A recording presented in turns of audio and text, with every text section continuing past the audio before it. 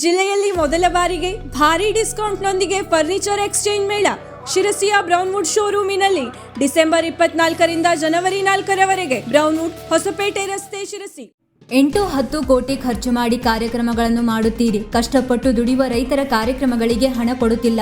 ಕರಾವಳಿ ಉತ್ಸವ ಯಾರ ಸ್ವಾರ್ಥಕ್ಕೆ ಮಾಡುತ್ತಿದ್ದೀರಿ ಎಂದು ಶಿರಸಿ ಸಿದ್ದಾಪುರ ಕ್ಷೇತ್ರದ ಶಾಸಕ ಭೀಮಣ್ಣ ನಾಯ್ಕ ಉಸ್ತುವಾರಿ ಸಚಿವರು ಹಾಗೂ ಜಿಲ್ಲಾಡಳಿತದ ವಿರುದ್ಧ ಕಿಡಿಕಾರಿದರು. ಜಿಲ್ಲಾ ಆಡಳಿತ, ಉಸ್ತುವಾರಿ ಮಂತ್ರಿಗಳು ಒಬ್ಬ ಶಾಸಕನಿಗೆ ಕಾರ್ಯಕ್ರಮಕ್ಕೆ ಕರೆಯಲು ಆಗುತ್ತಿಲ್ಲ ಎಂದರೆ ಇದರ ಅರ್ಥ ಏನು ಎಂದು ಬೇಸರ ವ್ಯಕ್ತಪಡಿಸಿದರು. ಕಲೆ, ಸಾಹಿತ್ಯ ಎಂಬ ರಂಗಕ್ಕೂ ಅವಕಾಶಗಳು ನೀಡಬೇಕು. ಆದರೆ ಆ ಕಾರ್ಯಕ್ರಮಗಳು ಅರ್ಥಪೂರ್ಣವಾಗಿರಬೇಕು. ಜಿಲ್ಲೆಯ ಅಭಿವೃದ್ಧಿಯ ದೃಷ್ಟಿಯಲ್ಲಿ ಇಟ್ಟುಕೊಂಡು ಮುಖ್ಯಮಂತ್ರಿಗಳು ಶಾಸಕರಿಗೆ 50 ಕೋಟಿ ರು ಹಣ ಮಂಜೂರು ಮಾಡಿದ್ದಾರೆ. ಆದರೆ ಆ ಹಣ ಶಾಸಕರಿಗೆ ಬಂದಿಲ್ಲ ಎಂದರೆ ಜನತೆಗೆ ಉತ್ತರ ಕೊಡುವುದು ಹೇಗೆ, ಅಭಿವೃದ್ಧಿ ಮಾಡುವುದು ಹೇಗೆ ಎಂದು ಆಕ್ರೋಶ ಹೊರಹಾಕಿದರು. ಅವರು ಸಿದ್ದಾಪುರ ತಾಲೂಕಾ ಕೃಷಿ ಇಲಾಖೆ ಕಚೇರಿಯಲ್ಲಿ ರೈತರ ದಿನಾಚರಣಾ ಕಾರ್ಯಕ್ರಮವನ್ನು ಉದ್ಘಾಟಿಸಿ ಶ್ರೇಷ್ಠ ಕೃಷಿಕ ಪ್ರಶಸ್ತಿ ಪಡೆದ ರೈತರನ್ನು ಸನ್ಮಾನಿಸಿ ಮಾತನಾಡಿದರು. ಸರಿಯಾದ ರೀತಿಯ ಪೂರ್ವವಾದ ಸಿದ್ಧತೆ ಮಾಡಿಕೊಂಡು ಆ ಕಾರ್ಯಕ್ರಮಕ್ಕೆ ಚಾಲನೆ ಕೊಡಬೇಕಾಗುತ್ತೆ. ಬಿಡಿ, ನೀವು ಇಲಾಖೆಯ ಸರ್ಕಾರ ಏನು ನೆಲೆಸಿದೆಯೋ ನೀವು ಮಾಡಿದ್ರಿ, ಆದರೆ ಇಲ್ಲಿ ಏನೋ ಹಣ ಖರ್ಚಾಗುತ್ತೆ ಅಂತ ಅನ್ನೋದಲ್ಲ. ಇವತ್ತು ಹಣ ಖರ್ಚು ಮಾಡಿ ಬೇಕಾದಷ್ಟು ಮಾಡ್ತೀರಿ, ನೀವು ಬೇಕಾದಷ್ಟು ಖರ್ಚು ಮಾಡ್ತೀರಿ, 8 ಕೋಟಿ ಖರ್ಚು ಮಾಡ್ತೀರಿ. ನೀವು ಇವತ್ತು ಹಗಲು ರಾತ್ರಿ ದುಡಿದು ಕಷ್ಟಪಡ್ತಕ್ಕಂಥ ರೈತರಿಗೆ 10 ರೂಪಾಯಿ ಕೊಡೋಕೆ ಮಾಡ್ತೀರಿ. ನೀವು ಸುಮ್ಮನೆ ಸ್ವಲ್ಪ ಮಾತ್ರ ಯಾಕೆ ಮಾಡ್ತೀರಿ? ಇದು ಹೌದು, ನಿನ್ನೆ ಕರಾವಳಿ ಉತ್ಸವವನ್ನು ಮಾಡಿದ್ವಿ. ಯಾವ ಸ್ವಾರ್ಥಕ್ಕಾಗಿ ಮಾಡಿದ್ರಿ ನೀವು ಕರಾವಳಿ ಉತ್ಸವವನ್ನು? ಒಂದು ಜಿಲ್ಲಾ ಮಂತ್ರಿಗಳಿಗೆ ಒಬ್ಬ ಕರೆಯೋಕ್ಕೆ ಯೋಗ್ಯತೆ ಇರ್ತಕ್ಕಂಥ ಮಂತ್ರಿಗಳು ಅವೆಲ್ಲ ಒಬ್ಬ ಶಾಸಕನ ಬಹಳ ನೋವಿಂದ ಹೇಳ್ಬೇಕಾಗ್ತದೆ. ನಾನು ಆದರೆ ಒಂದು ಮಾತ್ರ ಹೇಳಿದ್ದೀನಿ, ಇಂಥ ಸಮಾವೇಶ ಮಾಡುವಾಗ 10 ಕೋಟಿಯನ್ನು ಖರ್ಚು ಮಾಡುವಾಗ ಇಲ್ಲಿ ರಸ್ತೆ ಹಳ್ಳಿಗಡೆ ರಸ್ತೆ ಹೋದ್ರೆ ಜನ ಶಾಸಕರಿಗೆ ರಸ್ತೆ ಮಾಡ್ರಿ, ನಗರ ಪಟ್ಟಣಕ್ಕೆ ರಸ್ತೆ ಕೊಡ್ರಿ, ಚಿರಂಡಿ ಕೊಡ್ರಿ. ಅನೇಕ ತಾಯಂದಿರು ನಾನು ಹೋದಂಥ ಸಂದರ್ಭದಲ್ಲಿ ತಾಯಂದಿರು ಬಂದು ರಸ್ತೆ ಕೊಡಿ, ನಮ್ಮ ಮಕ್ಕಳಿಗೆ ಶಾಲೆ ಹೋದಕ್ಕೆ ಅದಕ್ಕೆ ದುಡ್ಡು ಕೊಡ್ರಿ ಅಂತ ಕೇಳಿದ್ರೆ ಇವರಿಷ್ಟೆಲ್ಲ ಹಣದ ಅವಶ್ಯಕತೆ ಇದೆಯಾ? ನಾನು ಹೇಳುವಂಥದ್ದು ಎಲ್ಲರಿಗೂ ಅವಕಾಶ ಕೊಡ್ಬೇಕಾಗುತ್ತೆ, ಎಲ್ಲರಿಗೂ ಕೊಡ್ಬೇಕಾಗುತ್ತೆ, ಎಲ್ಲರಿಗೂ ಮಾಡ್ಬೇಕಾಗುತ್ತೆ, ಇಲ್ಲ ಅಂತ ನಾನು ಹೇಳ್ತೇನೆ. ಆದರೆ ಒಂದು ಜಿಲ್ಲೆಯ ಸಮಗ್ರ ಅಭಿವೃದ್ಧಿಯ ಕಲ್ಪನೆ ಇಟ್ಕೊಂಡಾಗ ಇವತ್ತು ಮಾನ್ಯ ಗೌರವಾನ್ವಿತ ಮುಖ್ಯಮಂತ್ರಿಗಳು ನಮ್ಮೆಲ್ಲ ಶಾಸಕರು 55 ಕೋಟಿ ಹಣ ಕೊಟ್ಟರೆ ಇನ್ನೂ ಕೂಡ ನಮ್ಮ ಕಾರ್ಯಕ್ಕೆ ಬಂದಿಲ್ಲ ಅಂದ್ರೆ ಆಗುತ್ತೆ. ಆ ಕಾರಣ ನಾನು ಆ ಸಭೆಯಲ್ಲಿ ಸೂಕ್ತವೋ ಸರಿಯ ಹೋಗಲ್ಲ ಅಂತ ಇದರಲ್ಲಿ ನಾನು ಭಾವಿಸ್ತೇನೆ.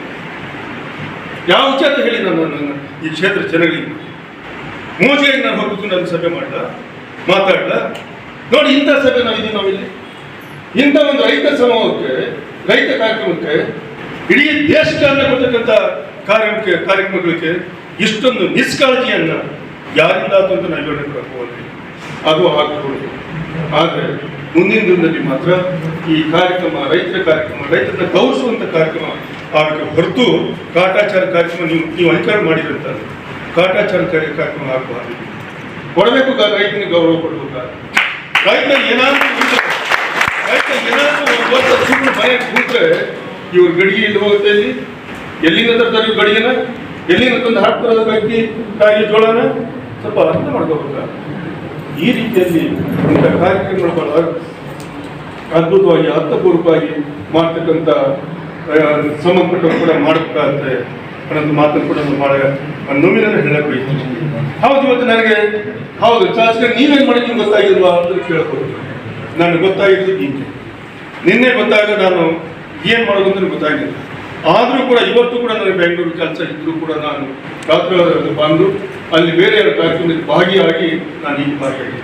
ಇದು ನನ್ನ ಕಾರ್ಯಕ್ರಮ, ನಮ್ಮ ರೈತ ಕಾರ್ಯಕ್ರಮ. ನಾನು ಶಾಸಕ ಆದಾಗ ಮೊದಲು ರೈತನಾಗಿ ಬರೀ ನೋಡಿದ್ರು ಅಂತಲ್ಲ, ಎಲ್ಲ ಕೆಲಸವನ್ನು ಮಾಡಿ ರೈತರ ಜೊತೆ ಕೂಲಿಕಾರ ಜೊತೆ ಬಂದಂಥ ವ್ಯಕ್ತಿ ನಾನು. ಹಾಗೆ ಇವತ್ತು ಏನಾದರೂ ಮಟ್ಟಿಗೆ ಹೇಳ್ಬಿಟ್ಟು ಹೋಗಿ ನಾನು ಸಾಧ್ಯ. ಹಾಗೆ ಇವತ್ತು ನಾನು ನನ್ನ ಎಲ್ಲ ರೈತ ಬಂಧುಗಳನ್ನು, ಈ ದೇಶದ ಈ ನಾಡಿನ ಗ್ರಾಮೀಣ ಭಾಗದ ಎಲ್ಲ ರೈತರನ್ನು ಕೂಡ ಅವರ ಕಷ್ಟದಲ್ಲಿ ಸುಖದಲ್ಲಿದ್ದಾರೆ ಅನ್ನುವಂಥದ್ದು ಯಾರು ಹೇಳಕ್ಕೆ ಸಾಧ್ಯ ಇಲ್ಲ. ಎಲ್ಲರೂ ಕೂಡ ಕಷ್ಟದಲ್ಲಿದ್ದಾರೆ. ಒಂದು ಕಡೆ ಅಡಿಕೆ ಬೆಳೆ ಇವತ್ತು ಹಲವಾರು ವರ್ಷಗಳಿಂದ ಎಲೆ ಬೇರುಗಳ ಬಂತು, ಎಲೆ ಚುಕ್ಕೆ ಬಂತು, ಹಳದಿ ರೋಗ ಬಂತು. ಕೆಲವು ಕಡೆ ಈ ಭಾಗದಲ್ಲಿ ಹೋದರೆ ದೇವರಿಗೆ ಇಡಕ್ಕೆ ಒಂದು ಅಡಿಕೆ ಕೂಡ ಸಿಗತಕ್ಕಂಥ ಪರಿಸ್ಥಿತಿ ಹಲವಾರು ಇಂಥ ಪರಿಸ್ಥಿತಿಯಲ್ಲಿ ಇವತ್ತು ಆ ಭತ್ತದ ಈ ವರ್ಷ ಎಂದೂ ಕಾಣಂತ ನಿರಂತರವಾಗಿ 5 ವಾರ 6 ತಿಂಗಳು ಮಳೆ ಆಗ್ತದೆ. ಈ ಮಳೆ ಆಧಾರದ ಬಗ್ಗೆ ನಾನು ಕೂಡ ಸರ್ಕಾರ ತಂದಿದ್ದೀನಿ ನಾನು. ಇಲ್ಲಿಯ ಜವಾಬ್ದಾರಿ ಇದ್ದಂಥವ್ರು ಎಷ್ಟು, ಜಿಲ್ಲಾ ಜವಾಬ್ದಾರಿ ಇದ್ದಂಥವ್ರು ಎಷ್ಟು ಒಂದು ಜವಾಬ್ದಾರಿಯನ್ನು ವಹಿಸಿ ಇಡೀ ರೈತ ಸಮೂಹಕ್ಕೆ ಶಕ್ತಿಯನ್ನು ಕೈಗೊಂಡು ಕೊಟ್ಟಿದ್ದಾರೆ. ಬೇಕಲ್ಲ ಇದು, ಸುಮ್ಮನೆ ಏನು ಹಂಗೆ ಮಾಡ್ತೀವಿ ಹಿಂಗೆ ಮಾಡ್ತೀವಿ ಅನ್ನೋದಲ್ಲ ಇದು. ಹೌದು, ಅಡಿಕೆ ಬೆಳೆದ ಕಥೆ ಏನಿದೆ ಇವತ್ತು, ಭತ್ತ ಬೆಳೆದ ಕಥೆ ಏನಿದೆ ಇವತ್ತು, ಬರೀ ಇಲ್ಲೊಂದಂತಲ್ಲ, ಇಡೀ ರಾಜ್ಯದ ಕೂಡ ಇದೆ, ನಮ್ಮ ಜಿಲ್ಲೆ. ಇಂಥ ಪರಿಸ್ಥಿತಿಯಲ್ಲಿ ಸರ್ಕಾರದ ಜವಾಬ್ದಾರಿ ಹೊತ್ತಂಥವ್ರು ಎಲ್ಲರೂ ಕೂಡ ಗಮನಿಸಿ ಬರಬೇಕಾಗುತ್ತೆ, ರೈತರ ಜೊತೆ ನಿಲ್ಲಬೇಕಾಗುತ್ತೆ. ಅವ್ರ ನೋವಲ್ಲಿ ನಾವು ಕೂಡ ಸ್ಪಂದಿಸಿದಾಗ ರೈತರು ಕೂಡ ಒಂದು ಶಕ್ತಿಯನ್ನು ಬರುತ್ತೆ. ಹೌದು, ಇವತ್ತಿಲ್ಲಿ ಆ ಬಡ್ಡಿ ಆಗಲ್ಲ ಒಂದ್ ಕಡೆ, ಇನ್ನೊಂದ್ ಕಡೆ ಅವ್ರ ಜೀವನ ಹೆಂಗೆ ಮಾಡ್ತಾರೋ ಗೊತ್ತಿಲ್ಲ. ಅಂತ ಸಂಕಷ್ಟ ಸ್ಥಿತಿಯಲ್ಲಿ ಇವತ್ತು ಅಡಿಕೆ ಬೆಳೆಗಾರಿದ್ದಾರೆ ಅನ್ನೋದು ಮಾತು ಕೇಳಿದಾಗ ಬಹಳಷ್ಟು ನೋವಾಗುತ್ತೆ. ವೀಕ್ಷಕ ಮಹಾಪ್ರಭುಗಳೇ, ನಮ್ಮ ಚಾನಲ್ ಅನ್ನು ಸಬ್ಸ್ಕ್ರೈಬ್ ಮಾಡಿ, ಶೇರ್ ಮಾಡಿ, ಪ್ರೋತ್ಸಾಹಿಸಿ.